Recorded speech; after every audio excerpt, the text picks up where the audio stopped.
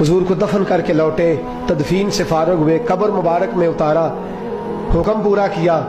कहते हैं वापस आए तो जनाब अंस से सैयदा फातिमा कहने लगी, अंस तूने भी मेरे रसूल पे मिट्टी डाली है? अंस तेरी जुर्रत हो गई थी? फरमाते उस वक़्त फातिमा का पहला आंसू गिरा और फिर 6 महीने हुजूर के बाद हयात रही, मैंने उसके आंसू ही गिरते देखे। लोग सो जाते, वो हुजूर के रोज़े पे जाके बैठ जाती। कहते मैं समझाता बहलाता, लेकिन फातिमा कहती अली सब्र अपनी जगह, कर्म अपनी जगह। और मैं तुझे क्या बताऊं, बहन भाई पहले सारे चले गए, वालदा पहले छोड़ गई, अब हुजूर अलैहिस्सलातु सलाम ने भी पर्दा डाल लिया है, मुझे चार और जानिब कुछ दिखाई नहीं देता। कहते 6वां महीना था हुजूर के विसाल को। एक दिन मुस्कुराती हुई फातिमा घर आई रोजे से रात को बच्चों के साथ, तो शेर खुदा कहने लगे, मैंने कहा फातिमा बड़े दिनों के बाद मुस्कुराते देखा, क्या बात है?